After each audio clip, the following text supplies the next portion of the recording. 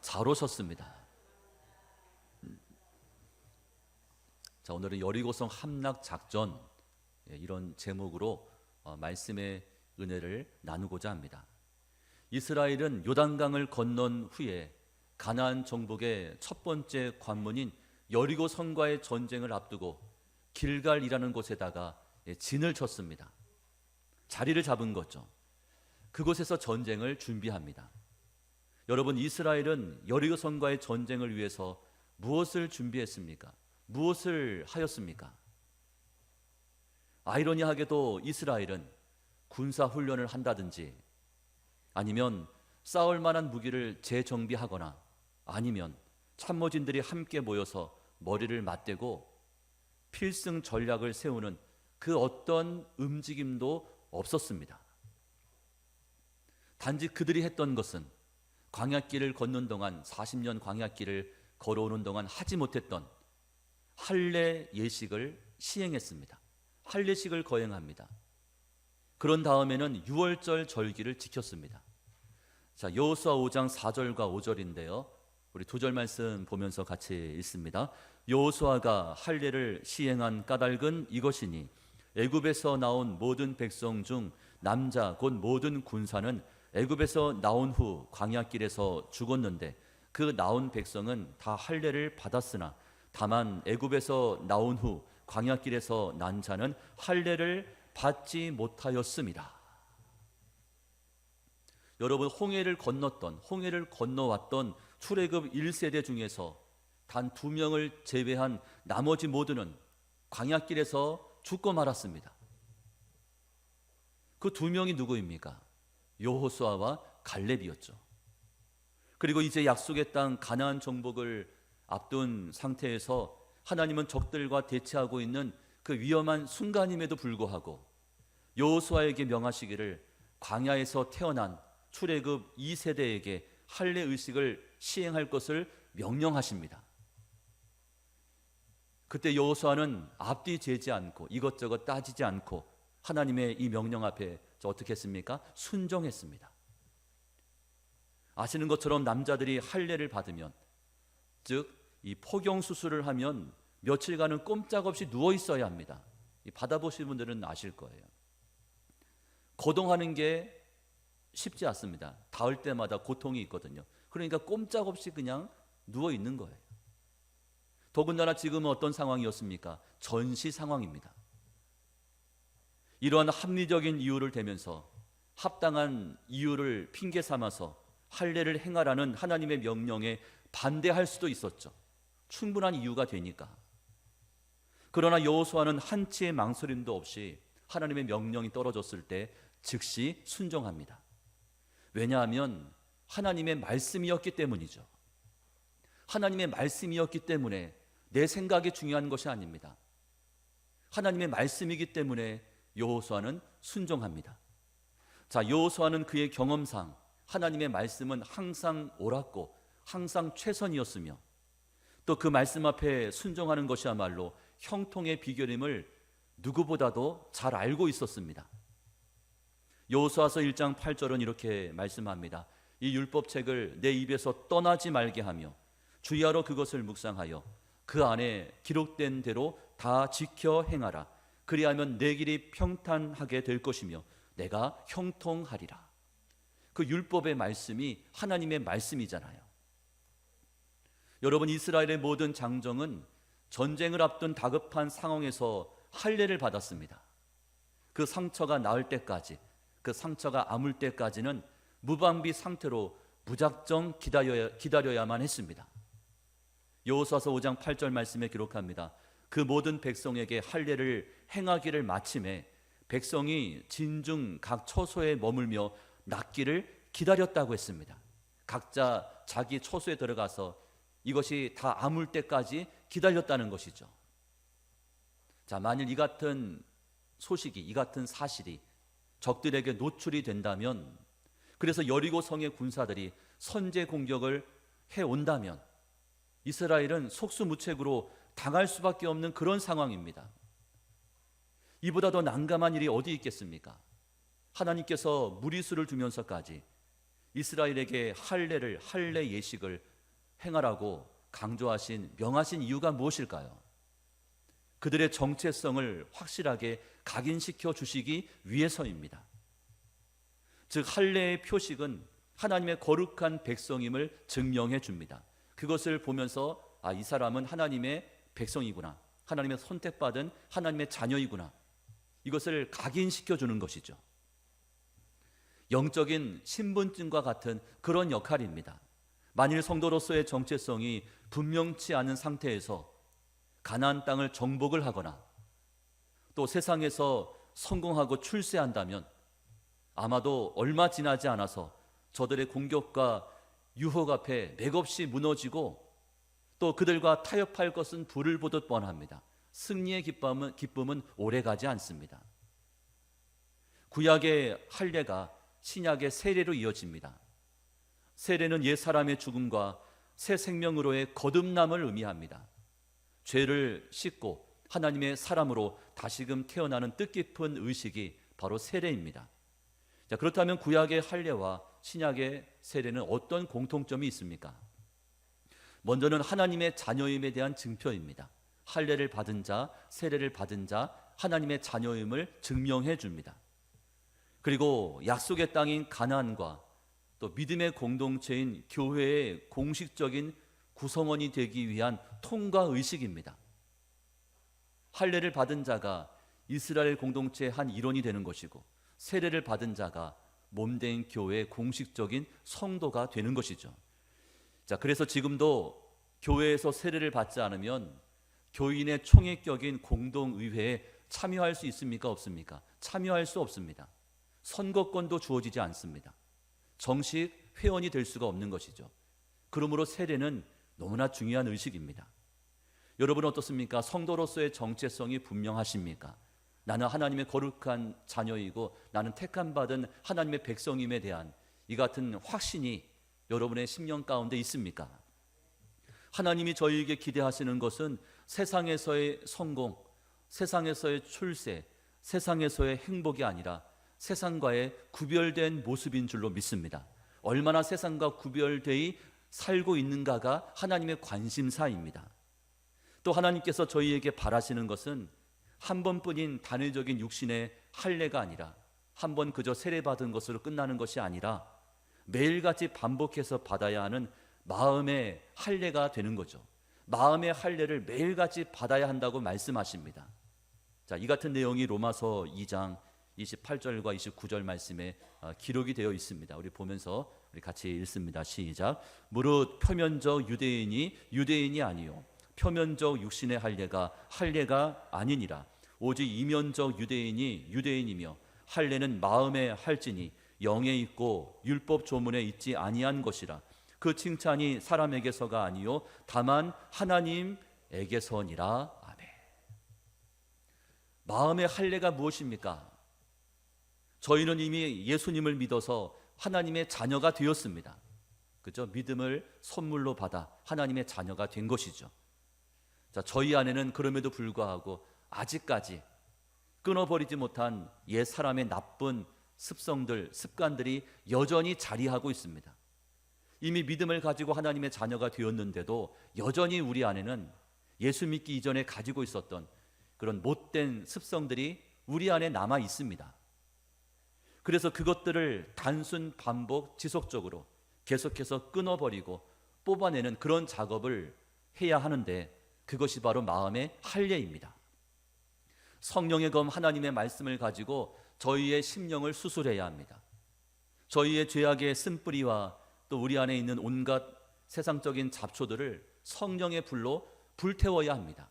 성령의 검으로 수술하고 성령의 불로 태워버리셔야 합니다. 그것이 마음의 할례입니다. 히브리서 4장 12절 말씀에 기록합니다. 하나님의 말씀은 살아있고 활력이 있어 좌우의 날선 어떤 검보다도 예리하여 혼과 영과 및 관절과 골수를 찔러 쪼개기까지 하며 또 마음의 생각과 뜻을 판단한다고 말씀합니다. 성령의 검 하나님의 말씀이죠. 자, 이스라엘은 대대적인 할례 의식을 마친 후에 그 다음에 무엇을 했습니까? 유월절 절기를 지켰습니다. 여러분, 할례 의식이 그들의 정체성을 확실하게 각인시켜 주었다면 이제 유월절 제사는 하나님을 향한 그들의 믿음과 신앙을 굳건하게 지켜주었습니다. 유월절이 어떤 절기입니까? 이스라엘이 애굽에서의 430년 종살이를 끝내고 기적적으로 탈출한 그 사건을 기념하는 축제의 절기입니다. 얼마나 감격스러웠겠습니까? 이 유월절이 가능했던 것은 하나님의 전적인 은혜요, 또 하나님의 놀라운 역사가 있었기 때문입니다. 그런데 출애굽 이후로 광야에서 태어난 이스라엘의 젊은이들은 이러한 출애굽의 과정을 경험해 보지 못한 세대입니다. 광야에서 태어났기 때문이잖아요. 아마도 유월절 절기를 지키면서 그때 일을 직접 경험했던 출애굽 1세대 여호수아와 갈렙이 믿음의 후진들 앞에서 생생한 간증을 했을 것입니다. 자, 무엇을 말해줍니까? 하나님만이 상천하지의 유일하신 신이며 그 하나님만 섬기고 그 하나님만 의지해야 한다는 사실을 일깨워 주었습니다. 장차 가나안 땅을 정복하면 그곳에 원주민들이 살고 있는데 그들이 조상적부터 섬겨오던 이방 신들이 그곳에 있을 터인데 그 가짜 신에게 미혹되거나 타협하지 말고 하나님을 향한 신앙의 절개를 반드시 지켜야 한다고 가르쳐 주었습니다. 이것이 유월절의 의미입니다. 그래서 사실은 이스라엘이 유월절을 지킨 것이 아니라 유월절이 이스라엘을 지켜준 것입니다. 자, 지금도 마찬가지입니다. 저희가 1년 52조 하나님 앞에서 주일을 지킨다고 말하지만 실상은 세상에서 분주하게 정신없이 살다가 주일이 되면 모든 일 잠시 내려놓고 그리고 이 몸된 교회에 모여서 하나님 앞에 예배를 드릴 때 우리의 믿음과 신앙이 다시금 살아납니다. 우리의 믿음과 신앙이 다시금 회복됩니다. 이 예배 시간은 하나님께 주목하면서 하나님과의 관계가 회복되는 시간이고 이 예배 시간은 세상에서 놓치고 있었던 신령한 은혜 또 하나님의 능력을 공급받는 시간입니다. 또 저희는 예배 시간을 통해서 인생의 수고하고 무거운 모든 짐들을 내려놓을 수 있습니다. 하나님의 응답을 받고 또 하나님의 축복을 경험할 수 있는 그 시간이 예배 시간입니다. 자, 그렇다면 저희가 주일을 지키는 겁니까? 아니면 주일이 저희의 믿음과 신앙을 지켜준 것입니까? 어느 쪽이 맞습니까? 후자 쪽이 정답입니다. 우리가 주일을 지킨 것이 아니라 주일이 저희를 지켜주는 것이죠. 그러므로 무슨 일이 있어도 주일만큼은 반드시 지키셔야 합니다. 자, 1년에 몇 번입니까? 52주. 그죠? 52번은 매 주일마다 하나님 앞에 주일을 지키며 예배의 성공자가 되셔야 합니다. 어떤 분들은 피곤하다고 이야기하죠. 삶이 피곤하죠. 삶이 피곤하지 않은 사람이 어디 있겠습니까? 그래서 주일날 되면 오늘은 왠지 피곤하니까 그냥 집에서 영상으로 예배를 볼래요. 그리고 교회를 나오지를 않습니다. 말이 되지 않는 거예요. 여러분, 온라인 예배는 왜 만들어졌습니까? 교회의 문을 닫아야 했고 모일 수가 없는 그런 상황에서 온라인 예배가 차선책으로 만들어진 거죠. 어쩔 수 없이 온라인 예배를 드릴 수밖에 없었습니다. 코로나 기간 동안에는. 왜 모이는 것 자체를 못하게 되니까요. 그러면 지금은 어떻습니까? 그런 위급 상황이 끝났습니다. 지금은 예전처럼 함께 모여서 공적인 예배를 드리셔야 합니다. 그러면 어떤 분들이 온라인 예배를 드릴 수 있습니까? 거동하기 힘든 분들, 그죠? 병원에 입원해 계신 분들, 움직일 수 없는 분들은 어쩔 수 없이 집에서 예배를 드릴 수밖에 없는 것이죠. 또 이제 교대 근무자들, 어쩔 수 없이 그 시간에 일을 해야 되는 그런 분들도 시간을 내서 온라인으로 예배를 드리게 됩니다. 또 이제 부득이하게 출타하시는 분들, 근데 그런 경우도 사실은 새벽 예배 드리고 가도 얼마든지 예배를 드릴 수가 있습니다. 우리 이성재 성도는 주일날 이제 어떤 자격증 때문에 실습을 주일날 몇 주간 하고 있습니다. 새벽에 나와서 예배 드리고 갑니다. 주일 새벽이죠. 그리고 온라인도 예배를 드립니다. 그런 식으로 주일을 지키셔야 내 믿음과 신앙을 저희가 지켜낼 수가 있는 것입니다. 여러분 함께 모여서 드리는 이 같은 공적인 예배를 통해서 하나님의 임재하심을 경험하게 됩니다. 여러분 온라인 예배를 통해서는 하나님의 임재하심을 사실은 경험하기 어렵습니다. 하나님의 은혜와 능력을 공적인 예배를 통해서 공급받으셔야 합니다. 그렇게 해야 세상에서 믿음도 지키고 그리고 승리할 수가 있는 것입니다. 이제 이스라엘이 상대해야 할 여리고성은 매우 크고 강한 성이었습니다. 정복이 불가능한 난공불락의 요새입니다. 하지만 가나안 땅을 정복하기 위해서는 반드시 넘어서야 할 상대가 여리고 성이었죠. 저희 인생 가운데도 반드시 넘어서야 할 그 장애물들이 있고 그런 적들이 있는데 그것이 바로 여리고 성입니다. 여러분 이스라엘이 길갈에서 영적인 준비를 다 마칠 때쯤 하나님은 여호수아를 통해서 여리고 성을 함락할 수 있는 기막힌 방법을 말씀해 주셨습니다. 전혀 뜻밖의 작전을 명하신 거죠. 여리고성 함락 작전과 이 전쟁의 특징이 무엇입니까? 첫째는 이 작전에는 인간적인 전략과 전술이 철저하게 배제되었다는 사실입니다. 어차피 여리고성은 말씀드린 것처럼 인간적인 전술, 전략, 또 최고의 무기 이걸 가지고는 결코 함락할 수 없는 초롱성이었습니다. 인간적인 방법으로는 결코 함락할 수 없는 성이었습니다. 그래서 여리고성을 함락하기 위해서는 하나님의 지시와 하나님의 방법에 의존하고 신령한 작전이 그들 가운데 필요한 것이었죠. 하나님의 방법을 따를 수밖에 없는 것입니다. 2절 전반절 말씀에 기록하기를 여호와께서 여호수아에게 이르시되, 여러분 하나님은 공동체에게 말씀하실 때 영적인 지도자에게 먼저 말씀하십니다. 먼저 작전을 지시하십니다. 그리고 8절 전반절 말씀에 여호수아가 백성에게 이르기를 마치매, 영적인 지도자는 하나님의 말씀을 받고 그 작전을 먼저 듣고 그 다음에 백성들에게 그 사실을 전합니다. 그 사실을 알려줍니다. 이것이 영적인 질서입니다. 지금도 마찬가지이죠. 각 교회 담임 목사에게 하나님 말씀하시고 담임 목사는 설교 시간에 강단에서 그 말씀을 여러분에게 증거하며 선포합니다. 이것이 영적인 질서입니다. 자, 어떤 작전을 말씀했습니까? 어떤 내용이었습니까? 여리고성 주위를 6일 동안은 하루에 몇 바퀴씩이요? 하루에 한 바퀴씩. 그리고 마지막 7일째는 몇 바퀴를 돕니까? 7바퀴를 돌고 나팔을 길게 분 다음 하나님께서 이 성을 우리에게 주셨다라고 큰 소리로 외치도록 했습니다.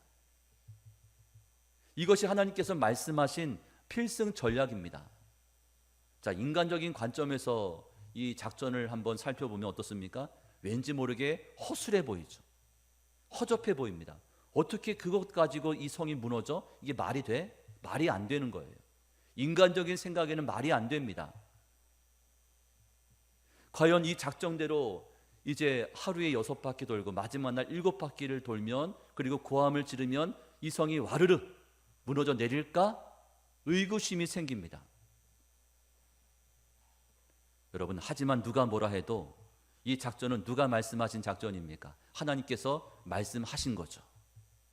하나님이 주도하시는 신령한 작전이었습니다.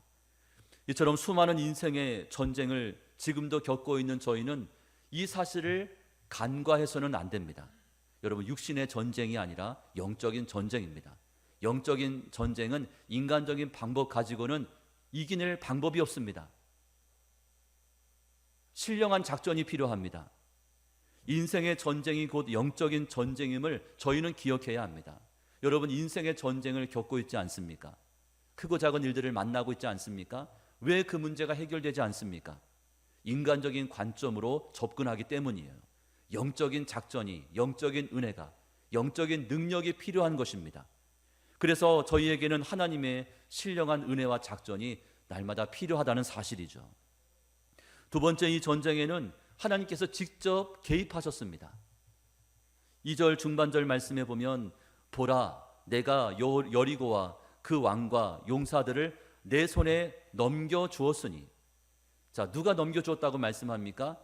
하나님께서 저들을 너희 손에 넘겨주었다고 말씀합니다. 자, 16절 말씀은 이렇게 기록하였죠. 16절 우리 같이 한번 읽습니다. 일곱 번째 제사장들이 나팔을 불 때에 여호수아가 백성에게 이르되 외치라, 여호와께서 너희에게 이 성을 주셨느니라. 자, 누가 주신 겁니까? 여호와께서, 하나님이 이 여리고성을 너희에게 주셨느니라. 하나님이 간섭하신 겁니다. 여호수아 5장 15절 말씀에 여호와의 군대 대장이 여호수아에게 이르되 내 발에서 신을 벗으라, 내가 선 곳은 거룩하니라 하니 여호수아가 그대로 행하니라. 여리고성과의 전쟁을 앞에 두고, 자, 누가 여호수아 앞에 나타났습니까?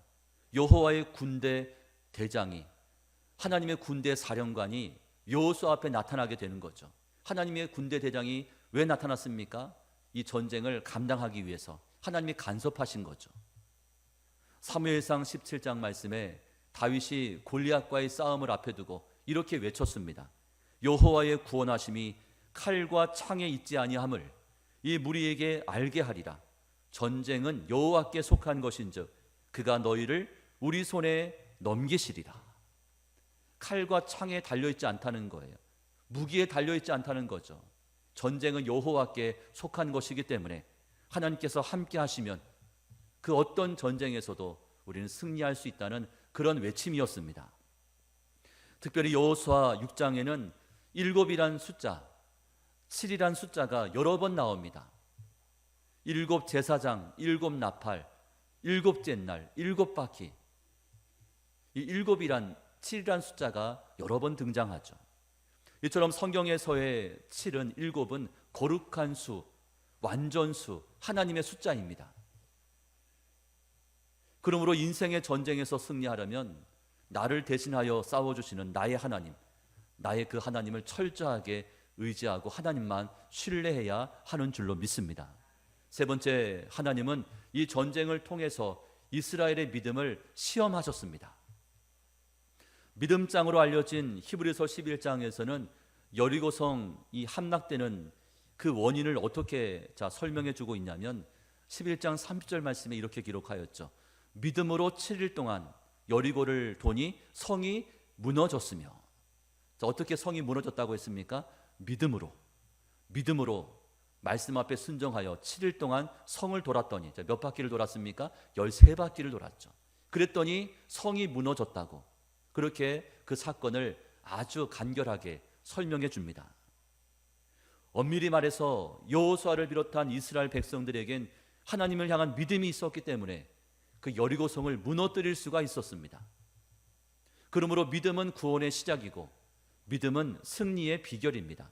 자, 요한일서 5장 4절은 믿음에 대해서 이렇게 말씀하고 있어요. 우리 보면서 같이 읽습니다. 시작. 무릇 하나님께로부터 난 자마다 세상을 이기느니라. 세상을 이기는 승리는 이것이니 우리의 믿음이니라. 자, 무엇으로 세상을 이길 수 있다고 했습니까? 믿음으로 이길 수 있습니다. 자, 왜 우리가 세상을 감당할 수 없습니까? 왜 세상에서 이기는 삶이 아니라 지는 삶을 살다가 패잔병처럼 그렇게 살다가 주님 앞에 나와야 되는 것입니까? 자, 무엇이 떨어진 거죠? 무엇이 식은 거죠? 믿음이 떨어지고 믿음이 식었기 때문입니다. 그러므로 저희들은 매 순간 기도할 때마다 믿음의 은사를 달라 기도하시고 또 믿음의 부요함이 있기를 원한다고, 믿음의 부요한 자가 되기를 원한다고 그렇게 기도하셔야 됩니다. 통장 잔고에 늘 이 금액이 쌓여갈 수 있게 달라고 기도하지 마시고 믿음의 부자가 될 수 있게 달라고 그렇게 기도하다 보면 하나님께서는 그 사람에게 통장의 잔고뿐이겠습니까? 하나님의 놀라운 축복이 그 10년 가운데 임하게 되는 것이죠. 자, 그렇다면 믿음이 무엇입니까? 그토록 강조하고 있는 그 믿음은 무엇입니까? 여러분, 믿음은 말씀 앞에 순종하는 것입니다. 그래서 순종이 믿음입니다. 8절과 9절 말씀에 기록합니다. 여호수아가 백성에게 이르기를 마침에, 자, 그들이 어떻게 순종했습니까? 제사장 7은 양각 나팔 7을 잡고 여호와 앞에서 나아가며 나팔을 불고 여호와의 언약궤는 그 뒤를 따르며 그 무장한 자들은 나팔 부는 제사장들 앞에서 행진하며 후군은 궤 뒤를 따르고 제사장들은 나팔을 불며 행진하더라. 하나님이 여호수아에게 명령하셨고 여호수아는 백성들을 모아놓고 하나님의 작전을 이같이 명하였을 때 여러분 모든 백성들이 일사불란하게 그 주신 말씀 앞에 순종하고 있는 그 장면을 기록해주고 있습니다. 자, 여리고 성의 함락은 전적으로 하나님 손에 달려 있었습니다. 하나님이 하셨습니다. 하지만 이스라엘 편에서 반드시 준비해야 할 무기가 있었는데, 자, 그 무기는 바로 순종이었죠. 순종의 무기를 준비해야 합니다. 하나님의 작전이 아무리 기가 막힐 정도로 신묘막측하고 하나님의 능력이 그 가운데 부어진다 해도 여러분 저희가 순종하지 않는다면, 순종으로 무장하지 않았다면, 순종할 생각이 전혀 없다면 여호와 니시 승리의 깃발은 나의 것이 될 수가 없습니다. 하나님의 작전은 기가 막힌데 그 작전을 수행해야 할 저희들이 순종으로 준비가 되지 않으면 그 작전은 무용지물이 되는 것이죠. 그러므로 순종이 바로 믿음입니다. 여러분, 믿음이 무엇입니까? 불평과 원망이 나올 만한 상황에서도 침묵하는 것이 믿음입니다. 침묵하는 것이 바로 믿음입니다. 10절 말씀에 기록합니다. 여호수아가 백성에게 명령하여 이르되 너희는 외치지 말며 너희 음성을 들리게 하지 말며 너희 입에서 아무 말도 내지 말라. 그리하다가 내가 너희에게 명령하여 외치라 하는 날에 외칠지니라. 성을 돌면서는 뭐 하지 말라고 했습니까? 외치지 말고 말하지 말라, 침묵하라, 그렇게 명했습니다. 그리고 마지막 13바퀴를 다 돈 다음에 그 다음에 마지막으로 외쳐라 할 때 그때 한번 외치라는 거예요. 그것이 명령입니다. 이스라엘은 여리고성을 7일 동안 모두 13바퀴를 돌아야 했습니다. 자, 그런데 12바퀴를 돌았는데도 아무런 조짐이 보이지 않습니다. 아니 12바퀴 돌았으면 이제 뭔가 좀 이렇게 성이 흔들리고 땅이 좀 이렇게 막 움직이고 해야 되는데 전혀 그런 조짐이 나타나지 않습니다. 만일 여리고성을 돌 때에 침묵을 명하지 않았다면 어떤 일이 벌어졌겠습니까? 분명 그들 가운데 여리고성을 돌면서도 불평과 원망의 말을 쏟아냈을 것입니다. 아니 이게 뭐 하는 짓입니까? 이거 성 돈다고 이게 무너지겠습니까? 부정적인 말을 하고 또 불신앙의 말을 내뱉었을 것입니다. 다른 사람들의 믿음까지 흔들어 놓았을 것입니다. 이처럼 불평과 원망은 그때나 지금이나 믿는 자들의 습관적인 질병입니다. 여러분, 불평과 원망은 병입니다. 여러분, 그런 병을 앓고 있는 분들이 있다면 빨리 그 병을 고치셔야 합니다. 여러분, 이 병은 하루아침에 고쳐지지 않는 고질적인 질병이죠. 그래서 여리고성을 돌 때는 침묵하며 행진하라, 그렇게 명했습니다. 침묵하면서 뭐 하는 겁니까? 하나님을 묵상하고 침묵하면서 마음과 생각으론 기도의 씨앗들을 계속해서 뿌리고 심는 것이죠. 이제 교회 주변을 하루에 한 바퀴 돌면서 어떤 심정으로 돌고 있냐면 기도하면서, 이렇게 기도하면서 기도의 씨앗들을 뿌리면서 하나님이 허락하신 우리 앞마당이지 않습니까? 요 8구역만 앞마당입니까? 요 전체가 다 앞마당이에요. 왜? 횡단보도를 건너지 않고 돌 수 있는 요 코스입니다. 이 안에 7,200세대가 들어옵니다. 3만 명이죠. 우리 앞마당입니다. 그 마당을 돌면서 기도하는 거예요. 그 마당을 돌면서 기도하죠. 우리 이성재 성도는 이제 제 앞에서 이제 걸어가는데 손 들고 기도합니다. 길거리에 사람들 왔다 갔다 저녁 때 술 취하고 왔다 별의별 사람이 다 있습니다. 걷다 보면 손을 딱 들어서 기도하더라고요. 이렇게 손을 딱. 그럼 저는 이제 손을 뻗어서 기도하고 이렇게 오른쪽으로 도니까 이렇게. 그래서 기도하면서 기도의 씨앗을 뿌리면서 장차 하나님께서 어떤 열매를 허락하실지를 기대하는 마음으로 하루에 한 바퀴씩을 지금 돌고 있는 거예요. 여러분, 마음과 생각으로 기도하는 겁니다. 여러분, 믿음이 무엇입니까? 믿음은 포기하고 싶은 마음이 찾아와도 끝까지 포기하지 않고 지속하는 것이 믿음입니다. 그것이 믿음입니다. 이스라엘 백성들은 똑같은 일을 매일 반복하면서 7일 동안 여리고 성을 돌았습니다. 하루에 한 바퀴씩, 마지막 7째 날은 13바퀴를 돌았죠. 다른 거 한 거 없습니다. 그저 반복되는 일을 했습니다. 마지막 13바퀴를 돌고 함성을 지르기 전까지도 여리고성은 건재합니다. 위풍당당합니다. 꿈쩍도 하지 않았습니다. 성벽의 벽돌 한 장도 흔들리지 않았습니다. 만일 저희가 매일같이 하나님의 일을 감당할 때, 또 하나님 앞에 기도할 때 응답이 없고 축복이 없고 또 좀처럼 변화의 기미가 보이지 않을 때, 여러분 그런 순간에도 내가 현재 하고 있는 일을 그 일을 끝까지 계속한다는 것은 쉬운 일이 아닙니다. 이건 안 되는가 보다 하고 포기해버리죠. 낙심하며 실망하여 하던 것을 멈춰버리는 것이 일반적인 사람들의 모습이지 않습니까?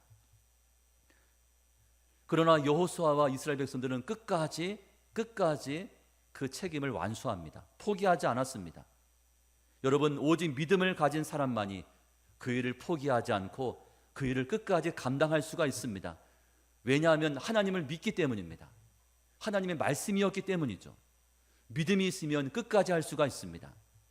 갈라디아서 6장 9절은 이렇게 말씀합니다. 우리 말씀, 중요한 말씀, 우리 같이 읽습니다. 우리가 선을 행하되 낙심하지 말지니 포기하지 아니하면 때가 이름에 거두리라. 여러분, 포기하지 마십시오. 믿음 가지고 포기하지 마십시오. 그러면 때가 되면 반드시 이루게 될 것이고 반드시 응답이, 열매가 우리 가운데 주어진다는 사실입니다.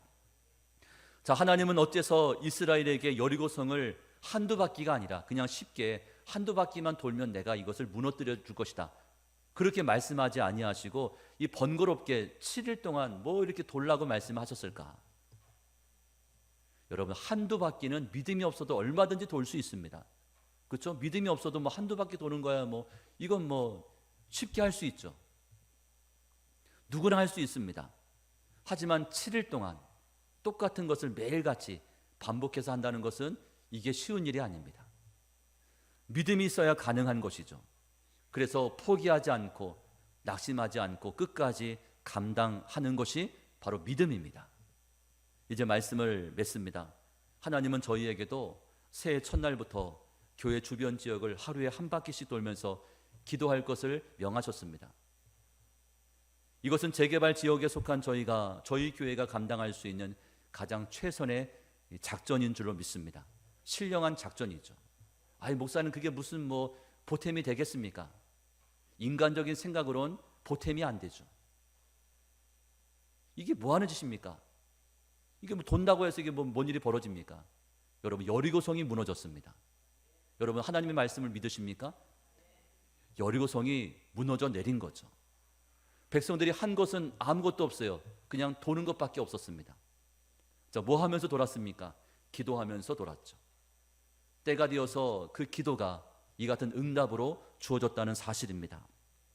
여러분, 저희는 여리고성 대행진을 통해서 교회의 영적인 토양을 준비해야 합니다. 영적인 토양을 준비합니다. 그리고 영적인 싸움을 대비해야 합니다. 앞으로 여기에 7,200세대가 들어오게 될 텐데 영적인 싸움이죠. 그 싸움을 지금부터 저희가 이같이 땅을 밟으면서 기도하면서 준비를 하는 것이죠. 여러분, 심은 대로 거둔다는 성경적인 원칙에 따라서 하나님께서 허락하신 이 땅에 날마다 기도의 씨앗을 심고 또 기도의 씨앗을 뿌릴 수 있어야 합니다. 여기 이제 철거를 맡은 그 업체 소장이 늘 여기 옵니다. 그 소장이 이렇게 이야기하더라고요. 목사님, 여러 군데 철거를 해봤는데 여기 영진교회 이 위치가 기가 막힙니다. 제 3자가 보기에 이야기하는 거예요. 늘 왔다 갔다 하는 사람이거든요. 목사는 여기 위치는 정말 기가 막힙니다. 여기는 안 될 수가 없는 그런 이 땅입니다. 그 말을 들으면서 위로가 되는 거예요. 하나님이 그 사람을 통해서 듣게 하신 거죠. 이 교회가 참 좋은 곳에 있구나. 저희가 영적인 토양만 잘 준비하면 하나님이 귀한 영혼들을 우리 가운데 보내주시겠구나. 그 믿음과 확신을 그 사람의 입을 통해서 듣게 하신 거죠. 바라기는 1년 365일 여러분 믿음으로 기도하고 또 믿음으로 발품을 팔면서 여호와 니시, 승리의 때, 부흥의 때를 성실하게 준비할 수 있는 그런 저희 모두가 다 될 수 있기를 주님의 이름으로 축원합니다.